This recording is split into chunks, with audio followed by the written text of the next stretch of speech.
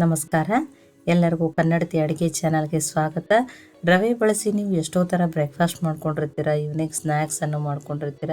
ನಾನಿವತ್ತು ರವೆ ಬಳಸಿ ಒಂದು ಹೊಸ ರೆಸಿಪಿಯನ್ನು ಮಾಡಿ ತೋರಿಸ್ತಾ ಇದ್ದೀನಿ. ಈ ಥರ ಅಂತ ನೀವು ಖಂಡಿತನೂ ಟ್ರೈ ಮಾಡಿರಲ್ಲ. ನಾನು ಯೂಸ್ ಮಾಡೋ ಇಂಗ್ರೀಡಿಯೆಂಟ್ಸ್ ಅಂತೂ ನಿಮ್ಮ ಕಿಚನ್ದಾಗ ಆಲ್ರೆಡಿ ಇದ್ದೇ ಇರ್ತಾವೆ ರೀ. ಇದು ಮಕ್ಕಳು ಅಷ್ಟೇ ಅಲ್ಲ, ದೊಡ್ಡವ್ರಿಗೂ ಕೂಡ ತುಂಬಾ ಇಷ್ಟ ಆಗ್ತದೆ ರೀ. ಇದು ಮತ್ತು ರವೆಯಿಂದ ಮಾಡ್ಯದಂತ ಹೇಳಿ ಗೊತ್ತೂ ಆಗಲ್ರಿ. ತುಂಬ ಟೇಸ್ಟಿಯಾಗಿರೋಂಥ ರೆಸಿಪಿ. ಒಮ್ಮೆ ಟ್ರೈ ಮಾಡಿ ನೋಡಿರಿ. ಒಂದು ಪಾತ್ರೆಗೆ ನಾನಿಲ್ಲಿ ಒಂದು ಬಟ್ಲಾಗಷ್ಟು ಸಣ್ಣ ರವೆ, ಅಂದರೆ ಏನು ಉಪ್ಪಿಟ್ಟು ರವೆ ಅಂತೀವಲ್ರಿ, ಅದನ್ನು ತೊಗೊಂಡಿದ್ದೀನಿ. ನೀವು ಚಿರೋಟಿ ರವೆನ್ನಾದ್ರೂ ತೊಗೋಬೋದು.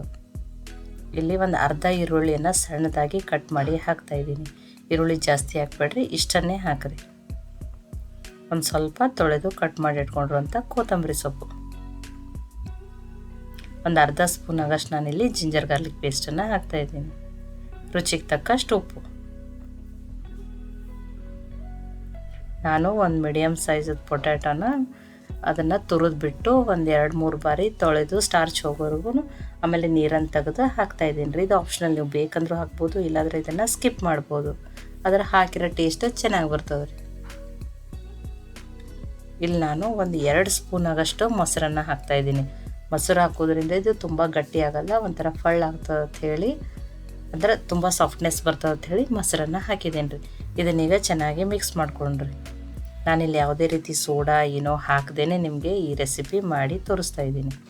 ಇದು ಚೆನ್ನಾಗಿ ಮಿಕ್ಸ್ ಆಗಿದೆ ರೀ. ಕೈಯಿಂದನೇ ನೀಟಾಗಿ, ಅಂದ್ರೆ ಹಿಟ್ಟು ಕಲಸಿ ಥರ ಆ ಥರ ಇದನ್ನು ರೆಡಿ ಮಾಡ್ಕೊಂಡ್ರಿ. ನೋಡಿ ಇಷ್ಟಿರಬೇಕು.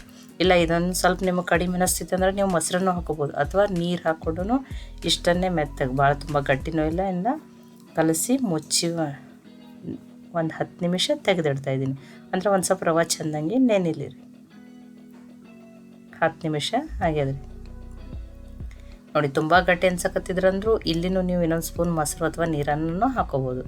ಈಗಿದು ನಂದಂತೂ ಕರೆಕ್ಟ್ ಆಗ್ಯದ್ರಿ. ಇಷ್ಟನೇ. ಇಲ್ಲಿ ನಾನು ಒಂದು ಚಾಣಿಯನ್ನು ತೊಗೊಂಡಿದ್ದೀನಿ ಸ್ಟೀಮ್ ಮಾಡೋಕ್ಕೆ. ನೀವು ಡೋಕ್ಳಾ ಪಾತ್ರೆ ಯಾವುದನ್ನಾದ್ರೂ ತೊಗೋಬೋದು. ಆ ಚಾಣಿಗೆ ಸ್ವಲ್ಪ ನಾನು ಎಣ್ಣೆಯನ್ನು ಹಚ್ಚಿದ್ದೀನಿ ರೀ. ನಾನಿಲ್ಲಿ ಸಣ್ಣ ಸಣ್ಣ ಬಾಲ್ಸ್ಗಳನ್ನು ಮಾಡ್ಕೋತೀನಿ. ತುಂಬ ದೊಡ್ಡ ಮಾಡ್ಕೋಬೇಡ್ರಿ, ಸಣ್ಣ ಸಣ್ಣ ಇದ್ರೆ ಸ್ಟೀಮ್ ಆದ್ರೂ ಜಲ್ದಿ ಆಗ್ತಾವೆ. ನೋಡಿ ಇಷ್ಟನ್ನೇ ಮಾಡ್ಕೋತಿದ್ದೀನಿ. ಇನ್ನೊಂದನ್ನು ಮಾಡಿ ತೋರಿಸ್ತೀನಿ ನಿಮ್ಗೆ. ಎಷ್ಟು ಸಣ್ಣದಿರ್ತದಲ್ರಿ ಅಷ್ಟು ಜಲ್ದಿನೇ ಬೇಯ್ತದೆ ರೀ. ತುಂಬ ದಪ್ಪ ಆಗಿ ಮತ್ತು ನಡುವೆ ಹಸಿ ಅದು ಉಳಿತಿರ್ತದೆ, ಅದಕ್ಕೆ ಸಣ್ಣದಿದ್ರೆ ಬೇಗನೆ ಸ್ಟೀಮ್ ಆಗ್ತಾವ್ರಿ. ನೋಡಿ ನಾನು ಒಮ್ಮೆಲೆ ಎಲ್ಲ ರೆಡಿ ಮಾಡಿ ಇಟ್ಕೊಂಡಿದ್ದೀನಿ ರೀ. ಇವನ್ನ ಸ್ಟೀಮ್ ಮಾಡೋಣ್ರಿ. ಸ್ಟೀಮ್ ಮಾಡೋಕೆ ನಾನು ಆಲ್ರೆಡಿ ನೀರನ್ನು ಕಾಯಕ್ಕಿಟ್ಟಿದ್ದೀನಿ ರೀ. ನೋಡಿ ಕಡಾಯಿ ಒಳಗೆ ನೀರನ್ನು ಕಾಯ್ದದ್ರಿ. ಇದನ್ನು ಮುಚ್ಚಿ ಹೈ ಫ್ಲೇಮಲ್ಲೇ ನಾನು 5 ನಿಮಿಷ ಸ್ಟೀಮ್ ಮಾಡ್ಕೋತೀನಿ ರೀ. ನೋಡಿ 5 ನಿಮಿಷ ಆಗ್ಯದ್ರಿ. ಸ್ಟೀಮ್ ಆದಮೇಲೆ ಕಲರೂ ಚೇಂಜ್ ಆಗಿದೆ ನೋಡಿರಿ. ಎಣ್ಣೆ ಹಚ್ಚೋದ್ರಿಂದ ಯಾವುದೂ ಅಂಟೋದಿಲ್ಲ. ಇವು ಒಂದು ಸ್ವಲ್ಪ ಹೊತ್ತು ಆರಲಿ. ಆರಿದ್ಮೇಲೆ ಯೂಸ್ ಮಾಡ್ತೀನಿ. ನಾನು ಗ್ಯಾಸನ್ನು ಆಫ್ ಮಾಡಿದ್ದೀನಿ. ಈ ಒಂದು ಕಡಾಯಿಗೆ 1 ಸ್ಪೂನ್ ಆಗಷ್ಟು ಎಣ್ಣೆಯನ್ನು ಹಾಕ್ತಾಯಿದ್ದೀನಿ. ಎಣ್ಣೆ ಕಾಯ್ಲಿ ರೀ. ಎಣ್ಣೆ ಕಾಯ್ದ್ಮೇಲೆ ಒಂದು ಅರ್ಧ ಸ್ಪೂನ್ ಆಗಷ್ಟು ಬಿಳಿ ಎಳ್ಳನ್ನು ಹಾಕ್ತಾಯಿದ್ದೀನಿ. ನೀವು ಇದ್ರೆ ಹಾಕ್ರಿ, ಇಲ್ಲಾಂದ್ರೆ ಸ್ಕಿಪ್ ಮಾಡ್ಬೋದು, ಆದರೆ ಹಾಕಿರೋ ಟೇಸ್ಟ್ ಚೆನ್ನಾಗಿ ಬರ್ತದೆ. ಎಳ್ಳು ಫ್ರೈ ಆದಮೇಲೆ ಒಂದು 2 ಹಸಿಮೆಣ್ಸಿನ್ಕಾಯಿನ ಸಣ್ಣದಾಗಿ ಕಟ್ ಮಾಡಿ ಹಾಕಿದ್ದೀನಿ. ಇಲ್ಲೊಂದು 6 ಬೆಳ್ಳುಳ್ಳಿ ಹೆಸರು, ಸ್ವಲ್ಪ ಹಸಿ ಶುಂಠಿಯನ್ನು ಹಾಕಿದ್ದೀನಿ. ಇದನ್ನು ಸ್ವಲ್ಪ ಬೇಯಿಸ್ಕೊಳ್ಳೋಣ್ರಿ. ಅಂದ್ರೆ ಹಸಿ ವಾಸನೆ ಹೋಗ್ಬೇಕ್ರಿ. ಅಂದ್ರೆ ತುಂಬ ಕಲರ್ ಏನು ಚೇಂಜ್ ಆಗೋದು ಬೇಡ, ಅಷ್ಟನ್ನೇ ಬೇಯಿಸ್ಕೊಳ್ಳೋಣ. ನೋಡ್ರಿ ಇದು ಚೆನ್ನಾಗಿ ಬೇಯ್ದದ್ರಿ. ಇಲ್ಲಿ ಬೇಯ್ದ್ಮೇಲೆ ಸ್ವಲ್ಪ ನಾನು ವೆಜಿಟೇಬಲ್ಸ್ ಅನ್ನಕ್ಕೆ ಸ್ವಲ್ಪ ಕ್ಯಾರೆಟು, ಒಂದು ಕ್ಯಾಪ್ಸಿಕಮ್ಮು, ಒಂದು ಅರ್ಧ ಈರುಳ್ಳಿ ದೊಡ್ಡ ಈ ರೀತಿ ಪೀಸ್ ಮಾಡಿ ಹಾಕೋತಾ ಇದ್ದೀನಿ. ಮತ್ತು ಬೇರೆ ಯಾವುದೇ ವೆಜಿಟೇಬಲ್ಸ್ ಬೇಕಾದ್ರೂ ನೀವು ಆ್ಯಡ್ ಮಾಡ್ಕೋಬೋದು. ಇದನ್ನು ಮೀಡಿಯಮ್ ಫ್ಲೇಮಲ್ಲಿ ಇಟ್ಟನೆ ಬೇಯಿಸ್ಕೊತೀನಿ ರೀ. ಅಂದರೆ ತುಂಬ ಏನು ಬೇಯೋದು ಬೇಡ, ಅದರ ಸ್ವಲ್ಪ ಕ್ರಿಸ್ಪಿನೆಸ್ಸೂ ಇರಬೇಕು ರೀ. ನಾನು ಇವನ್ನ ಮುಚ್ಚಿ 1 ನಿಮಿಷ ಆಗಷ್ಟೇ ಬೇಯಿಸ್ತೀನಿ. ಸ್ವಲ್ಪ ಸಾಫ್ಟ್ ಆದರೆ ಸಾಕ್ರಿ. ಇವು ಸಾಫ್ಟೂ ಆಗ್ಯಾವ ನೋಡಿ. ಇದು ಸಾಫ್ಟ್ ಆದಮೇಲೆ ಇಲ್ಲೊಂದು ಸ್ವಲ್ಪ ಉಪ್ಪನ್ನು ಹಾಕ್ತೀನಿ. ಆ ರವೆ ಬಾಲ್ಸಿಗೆ ಉಪ್ಪು ಹಾಕಿರೋದ್ರಿಂದ ಉಪ್ಪನ್ನು ನೀವು ನೋಡಿಕೊಂಡು ಹಾಕೋರಿ. ಒಂದು 2 ಸ್ಪೂನ್ ಆಗಷ್ಟು ಟೊಮ್ಯಾಟೊ ಸಾಸನ್ನು ಹಾಕ್ತಾಯಿದ್ದೀನಿ. 1 ಸ್ಪೂನ್ ಆಗಷ್ಟು ನಾನಿಲ್ಲಿ ಸೋಯಾ ಸಾಸ್ ಹಾಕ್ತಾಯಿದ್ದೀನಿ. ಸೋಯಾ ಸಾಸ್ನಿಂದ ಕಲರ್ನೂ ಚೆನ್ನಾಗಿ ಬರ್ತದೆ, ಟೇಸ್ಟು ಚೆನ್ನಾಗಿ ಬರ್ತದೆ. 1 ಸ್ಪೂನ್ ಆಗಷ್ಟು ರೆಡ್ ಚಿಲ್ಲಿ ಸಾಸ್. ಇದನ್ನೀಗ ಮಿಕ್ಸ್ ಮಾಡೋಣ. ಮಿಕ್ಸ್ ಮಾಡಿ 1 ನಿಮಿಷ ಆಗಷ್ಟೇ ಬೇಯಿಸೋಣ್ರಿ. ಸ್ವಲ್ಪ ಸಾಸ್ಗಳನ್ನು ಬೇಯಿಲ್ಲ ರೀ. ನೋಡಿ ಸಾಸು ಬೇಯ್ದವ್ರಿ.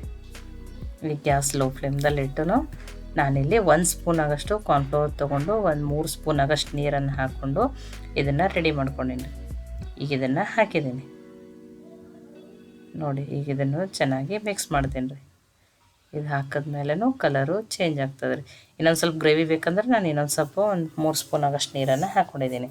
ಇಲ್ಲ ನಿಮ್ಗೆ ಡ್ರೈ ಬೇಕಂದ್ರೆ ನೀರನ್ನು ಕಡಿಮೆ ಹಾಕಿರಿ, ಸ್ವಲ್ಪ ಗ್ರೇವಿ ಬೇಕಂದ್ರೆ ನೀರನ್ನು ಆ್ಯಡ್ ಮಾಡ್ಬೋದು. ನೋಡಿ ಈಗ ಚೆನ್ನಾಗಿ ಮಿಕ್ಸ್ ಆಗೈತೆ. ಸ್ವಲ್ಪ ಕುದಿ ಬಂದಂಗೆ ಆಗ್ಬೇಕು ರೀ. ಕುದಿ ಬಂದಂಗೆ ಆದಮೇಲೆ ನಾನು ಈ ರವಾ ಬಾಲ್ಸನ್ನು ಹಾಕ್ತೀನಿ ನೋಡಿ. ಮೊಸರು ಹಾಕೋದ್ರಿಂದ ಈ ರೀತಿ ಸಾಫ್ಟ್ ಆಗ್ತಾವೆ. ಇಲ್ಲ ನಮ್ಗೆ ಇನ್ನೂ ತುಂಬ ಫಳ್ಳು ಬೇಕು, ಸಾಫ್ಟ್ ಬೇಕಂದ್ರೆ ಒಂದು ಚಿಟಿಕೆ 1/4 ಟೀ ಸ್ಪೂನ್ ಆಗಷ್ಟು ನೀವು ಈನೋನು ಹಾಕಿರಿ.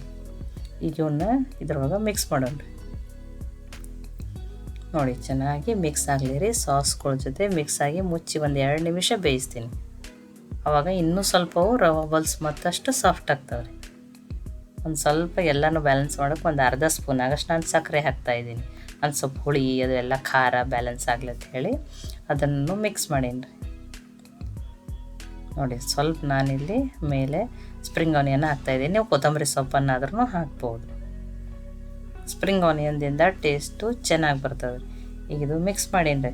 ಬಿಸಿ ಬಿಸಿ ರವಾ ಬಾಲ್ ಮಂಚೂರಿಯನ್ ಈಗ ರೆಡಿ ಆಗ್ಯದ ರೀ. ನೋಡಿ ಇದು ರವೆಯಿಂದ ಮಾಡಿದ್ದು ಅಂತ ಹೇಳಿ ಗೊತ್ತೂ ಆಗಲ್ಲ ರೀ. ಟೇಸ್ಟಿನೂ ಹೆಲ್ದಿನೂ. ಮಕ್ಕಳಿಗೆ ಈ ಥರ ಮಾಡಿಕೊಟ್ರಂತೂ ತುಂಬಾ ಇಷ್ಟಪಡ್ತಾರೆ. ಈ ರೆಸಿಪಿ ನಿಮ್ಗೆ ಇಷ್ಟ ಆಗಿತ್ತಂದ್ರೆ ಲೈಕ್ ಮಾಡಿ, ಶೇರ್ ಮಾಡಿ, ಕಮೆಂಟ್ ಮಾಡಿರಿ. ಖಂಡಿತನೂ ನೀವು ಇದನ್ನು ಒಂದ್ಸಲ ಟ್ರೈ ಮಾಡಿರಿ. ಮತ್ತೆ ಒಳ್ಳೆ ರೆಸಿಪಿ ಜೊತೆ ಸಿಗೋಣ. ಎಲ್ಲರಿಗೂ ಧನ್ಯವಾದಗಳು. ಕನ್ನಡತಿ ಅಡುಗೆ ಚಾನಲನ್ನು ಸಬ್ಸ್ಕ್ರೈಬ್ ಮಾಡಿ, ಬೆಲ್ ಐಕಾನ್ ಪ್ರೆಸ್ ಮಾಡಿರಿ.